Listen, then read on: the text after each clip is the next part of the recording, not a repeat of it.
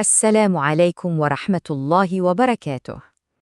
Et voilà, on y est, jour 15 de notre parcours ensemble durant ce mois de Ramadan. On est pile à la moitié. 15 jours sont passés, 15 jours nous attendent. Et ce soir, le juice qui nous accompagne s'ouvre sur un voyage, mais pas n'importe lequel. C'est sans doute le voyage le plus extraordinaire qui ait jamais eu lieu. Le voyage nocturne et l'ascension du prophète Mohammed sallallahu alayhi wa sallam. Alors le thème est posé, le voyage. Un voyage qui nous emmène dans les cieux, mais qui nous parle aussi de notre propre cheminement spirituel. La sourate Al-Isra, elle commence par ce verset, un verset que beaucoup connaissent par cœur. Écoutons-le bien. Subhanalladhi asra bi'abdihi laylan min al-masjid al-harami ila al-masjid al-aqsa alladhi barakna hawlahu linuriyahu min ayatina. Ce qui signifie « Gloire et pureté à celui qui de nuit fit voyager son serviteur de la mosquée Al-Haram à la mosquée Al-Aqsa, dont nous avons béni l'alentour, afin de lui faire voir certaines de nos merveilles. » Et là, il y a un mot qui doit vraiment attirer notre attention. C'est le mot qu'Allah choisit. Il dit qu'il a fait voyager son abd, son serviteur, son esclave. Pensez-y, il n'a pas dit son prophète ou son messager, non.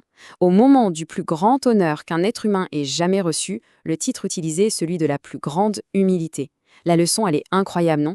C'est que plus Allah nous élève, plus on doit se rappeler qu'on est ses serviteurs. Le véritable honneur, il est là, dans cette humilité. Et pendant ce voyage incroyable, pendant l'ascension à travers les cieux, le mirage, Allah a fait un cadeau à notre communauté, le plus grand cadeau. C'est la salat, nos 5 prières quotidiennes. Arrêtons-nous une seconde là-dessus. La prière n'a pas été révélée sur terre, comme le reste du Coran, par l'ange Jibril. Non, elle a été donnée directement, si on peut dire, au-dessus des 7 cieux. Ça nous montre juste à quel point la prière a une valeur inestimable dans nos vies. Et l'histoire de ce cadeau, c'est aussi une leçon de miséricorde. Parce qu'au début, ce n'était pas 5 prières, mais 50. Le hadith nous raconte cette scène incroyable où le prophète, sur les conseils de Moussa alayhi salam, fait des allers-retours, demandant à notre Seigneur d'alléger ce fardeau pour sa communauté. Et finalement, la prescription est passée à 5 prières, mais en gardant la récompense de 50. C'est juste une preuve magnifique de la miséricorde infinie d'Allah.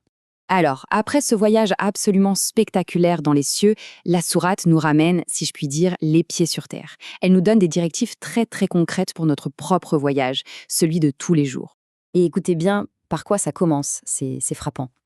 Juste après le commandement le plus important, celui de n'adorer qu'Allah, le tawhid, qu'est-ce qui vient juste après, sans aucune pause?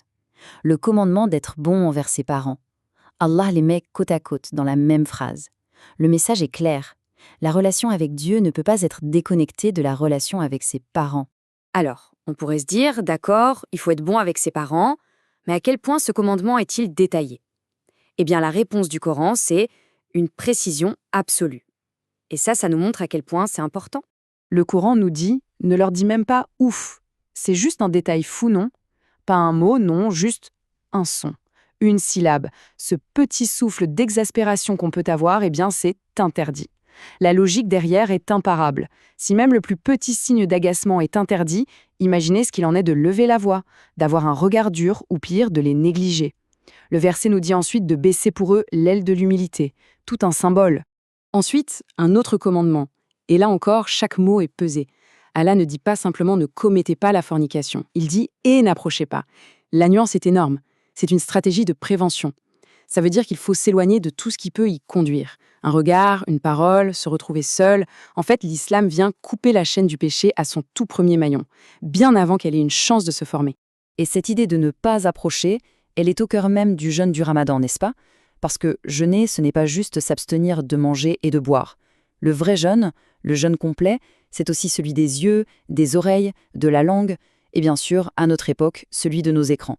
Le jeûne est un peu bancal si nos yeux continuent de consommer ce que notre bouche, elle, a appris à refuser. Et enfin, un commandement contre l'orgueil, avec une image tellement parlante. Allah nous ramène à une réalité physique toute simple. Ne foule pas la terre avec orgueil. Pourquoi? Parce que tu ne sauras jamais fendre la terre et tu n'atteindras jamais la hauteur des montagnes. C'est une façon de nous dire « remets-toi à ta place ». C'est un rappel à l'humilité. Et d'ailleurs, le jeûne, c'est le remède parfait contre ça. Chaque gargouillement de notre estomac, chaque fois qu'on a soif, ça nous rappelle notre fragilité, notre dépendance. Difficile d'être arrogant quand on ressent son besoin à ce point. Ce juste nous propose donc un 3e voyage. Après le ciel, après la terre, c'est un voyage à l'intérieur de nous-mêmes. Et aussi un voyage à travers le temps. Allah nous dit qu'il fait descendre du Coran ce qui est une shifa, une guérison. Pour le croyant, la fonction première du Coran n'est pas d'être un simple livre, c'est un remède pour le cœur, pour l'âme. Et chaque page qu'on lit pendant le Ramadan, c'est comme prendre une dose de ce médicament spirituel. C'est une purification. On arrive maintenant à la sourate Al-Kahf et avec elle, l'histoire tellement inspirante des gens de la caverne. Ce qui est intéressant, c'est que le Coran les appelle des fitya, c'est-à-dire des jeunes gens. C'était des jeunes qui, au milieu d'une société complètement perdue dans l'idolâtrie, ont eu le courage de se lever et de dire « Notre Seigneur, c'est le Seigneur des cieux et de la terre ». Ils ont littéralement tout mis en jeu pour leur foi. Et regardez comment Allah leur a répondu. Le Coran nous dit que, parce que c'était des jeunes qui avaient cru, Allah les a affermis dans la bonne direction. C'est une règle divine.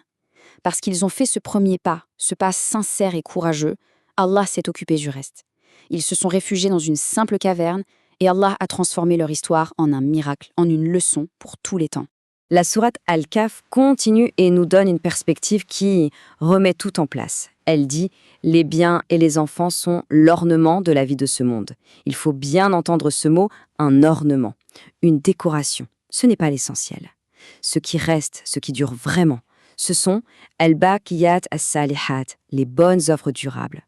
Chaque prière, chaque don, chaque moment où l'on se souvient d'Allah.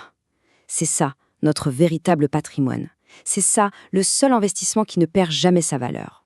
Et voilà, on est à la moitié du chemin. La deuxième partie de notre voyage de Ramadan commence maintenant.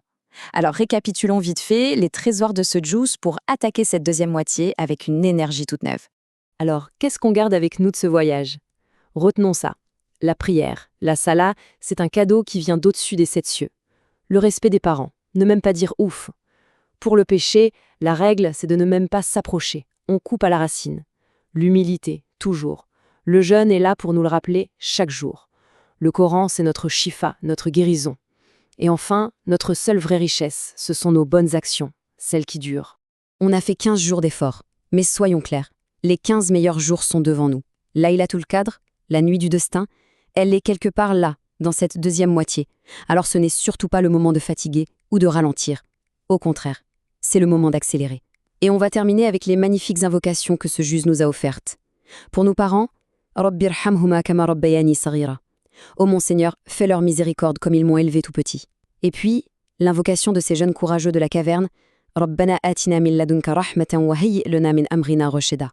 Ô notre Seigneur, donne-nous de ta part une miséricorde et assure-nous la droiture dans notre conduite. Amin.